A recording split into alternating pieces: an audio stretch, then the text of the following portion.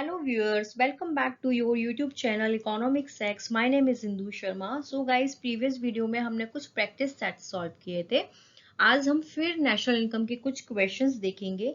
देखो गाइस, कोई भी एग्जाम हो, चाहे बोर्ड एग्जाम या किसी भी एग्जाम की हम तैयारी करते हैं, तो विदाउट प्रैक्टिस सेट हम ये कभी एनालाइज नहीं कर सकते हैं कि क्वेश्चंस किस तरीके से पूछे जा सकते हैं, क्वेश्चंस का क्या लेवल रहेगा, हम कितना क्वेश्चंस को अच्छे से समझ पा रहे हैं, क्या हम क्वेश्चंस को अटेम्प्ट कर पा रहे हैं, नहीं कर पा रहे हैं. तो बहुत इंपॉर्टेंट हो जाता है कि हम प्रैक्टिस सेट सॉल्व करें. सो गाइस, स्टार्ट करते हैं. State one similarity and one dissimilarity between intermediate goods and capital goods. ठीक है, इन दोनों के बीच में क्या सिमिलर है और क्या डिसिमिलर है. तो हम यहाँ देखते हैं कि सिमिलैरिटी. देखो, कैपिटल गुड्स है और intermediate goods both are producer goods, क्योंकि जब हम किसी भी प्रोडक्शन के लिए कैपिटल यूज करते हैं, जब हम किसी भी गुड्स का प्रोडक्शन करते हैं, किसी भी सर्विस का प्रोडक्शन करते हैं, तो वी नीड कैपिटल. ठीक है, और उसके साथ उसमें कुछ रॉ मटेरियल भी लगता है अगर हम किसी गुड्स का प्रोडक्शन कर रहे हैं. ठीक है, तो दैट्स कॉल्ड इंटरमीडिएट गुड्स. तो ये सिमिलैरिटी क्या होगी कि बोथ आर प्रोड्यूसर गुड्स. दोनों किसका क्या यूज है कि प्रोडक्शन के टाइम पर दोनों का यूज होता है. कैपिटल का, without capital we can not do any production, and without raw material definitely we can not do. And what will dissimilarity, दोनों में क्या फिर एक डिफरेंट होगा. जो कैपिटल गुड्स होता है वो एक फाइनल इन्वेस्टमेंट होता है. कैपिटल गुड्स क्या हो गया, फाइनल इन्वेस्टमेंट हुआ.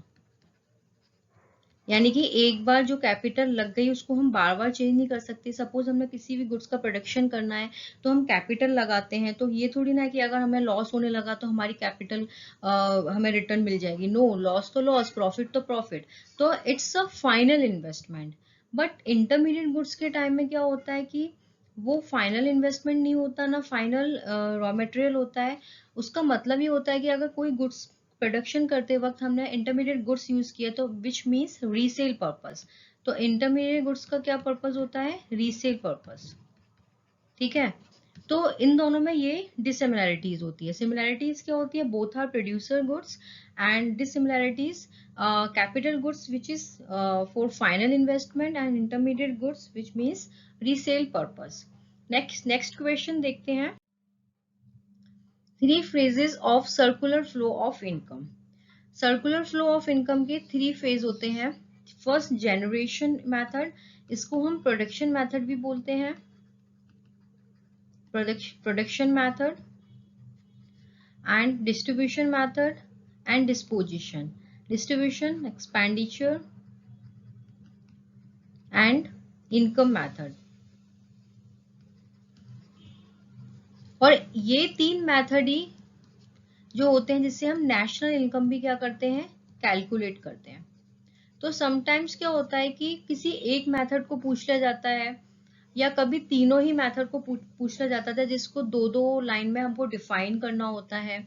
तो बेसिकली हमें इस क्वेश्चन को भी देखना पड़ेगा और हम अच्छे से इसको कर पाएंगे. सर्कुलर फ्लो का डेफिनेशन देंगे. अगर फेजेस पूछता है अकॉर्डिंग टू मार्क्स, कितने मार्क्स का एग्जाम में पूछ रहा है, अगर सर्कुलर फ्लो का अच्छे से मतलब 6 मार्क्स में पूछा है तो डेफिनेटली पहले हम डेफिनेशन देंगे, फिर इन तीनों मेथड्स को लिखेंगे, देन इनको डिफाइन करेंगे. ठीक है, तो वो लेंदी प्रोसेस हो जाता है. अगर कम मार्क्स का पूछ रहा है, ओनली फेजेस पूछ रहा है, तो ओनली हम इन तीनों मेथड्स को क्या करेंगे, लिखेंगे, और इसके दो दो लाइन में इसको डिफाइन करेंगे.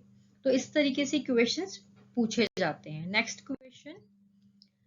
नेक्स्ट क्वेश्चन दे रखा है, some call savings virtue while other call it an evil.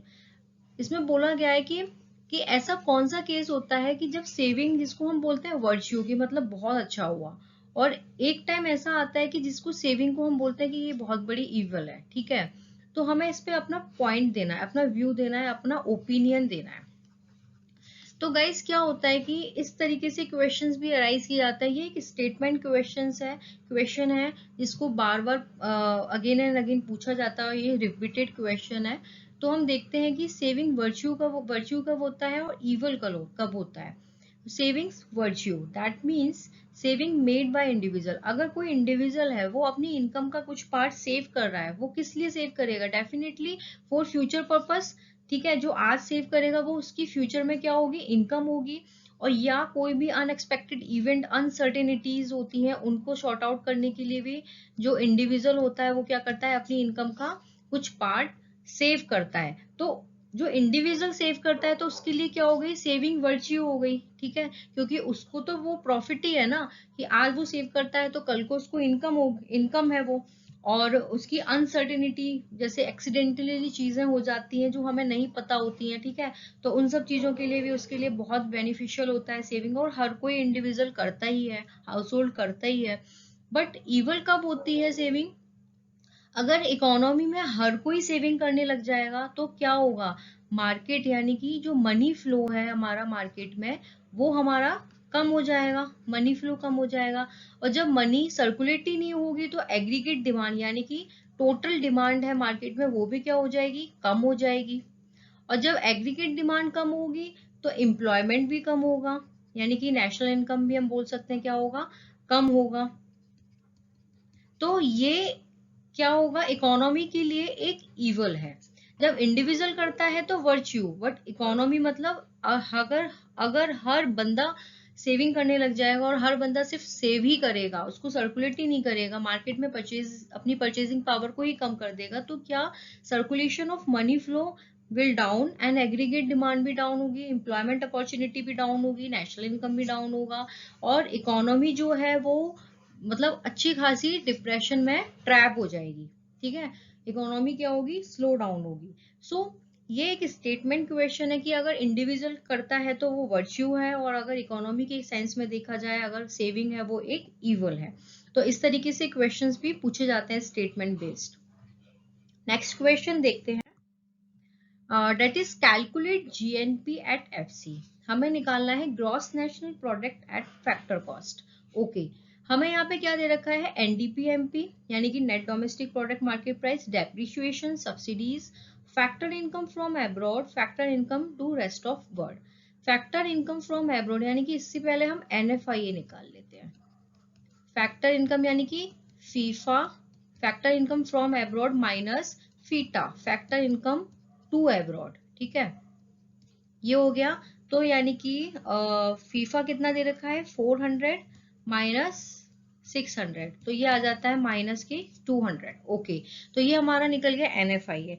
तब हमें जीएनपीएफसी निकालना है, तो यहाँ पे दे रखा है एनडीपीएमपी, एनएफआईए प्लस करेंगे, डेप्रिशिएशन प्लस करेंगे, बट क्यों करेंगे, देखो यहाँ पर तब ग्रॉस दे रखा है, ग्रॉस से हमें एनडीपीएमपी दे रखा है यानी कि नेट पे जा रहे हैं, तब ग्रॉस से नेट पे जाते हैं तो डेप्रिशिएशन को क्या करते हैं, ऐड करते हैं।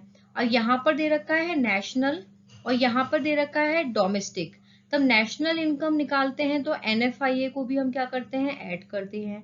यहाँ पर प्रोडक्ट क्या है, सेम है। यहाँ पर दे रखा है फैक्टर कॉस्ट और यहाँ पे दे रखा है मार्केट प्राइस। तो फैक्टर कॉस्ट निकालना होता है तो एनआईटी को हम लेस करते हैं यानी कि इनडायरेक्ट टैक्स प्लस सब्सिडीज, तो सब्सिडीज को ऐड करते हैं, इनडायरेक्ट टैक्स को हम लेस करते हैं। अब हम यहाँ पे देखते हैं कि क्या क्या वैल्यू दे रखी है।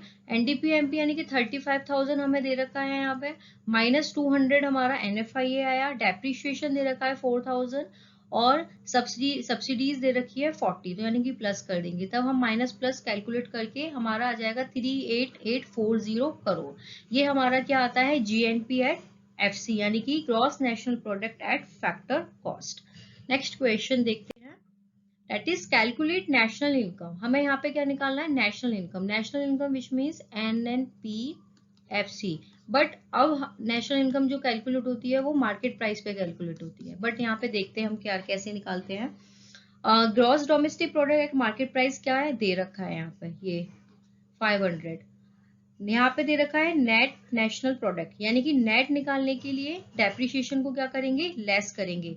ग्रॉस के समय पे हम डेप्रिशिएशन को ऐड करते हैं बट नेट के टाइम पर डेप्रिशिएशन को लेस करेंगे। यहाँ पे दे रखा है नेशनल, यहाँ पे दे रखा है डोमेस्टिक। नेशनल में हम क्या करते हैं, एनएफआईए को ऐड करते हैं और यहाँ पे दे रखा है factor cost, same as NIT को लेस करेंगे यानी कि सब्सिडीज को ऐड करेंगे और इनडायरेक्ट टैक्स को लेस करेंगे। यहाँ पे पूरी कैलकुलेशन करने के बाद आता है हमारा 415 करोड़, ठीक है, ये हमारा क्या आता है, नेशनल इनकम। सो गाइस, इस टाइप के क्वेश्चन जनरली एग्जाम में पूछे जाते हैं, ये प्रैक्टिकल बेस्ड क्वेश्चंस हैं, और मैं कोशिश करूंगी कि आगे भी मैं एक दो सेट्स और बनाऊं नेशनल इनकम से रिलेटेड। फिर हम determination of income and employment के प्रैक्टिस सेट सॉल्व करेंगे। अगर if you want quick revision, so मेरे को कमेंट सेक्शन में सारा बताओ कि अगर क्विक रिवीजन चाहिए तो मैं क्विक रिवीजन के बेस पे भी कुछ कुछ सेट्स तैयार करती हूँ। So thank you so much.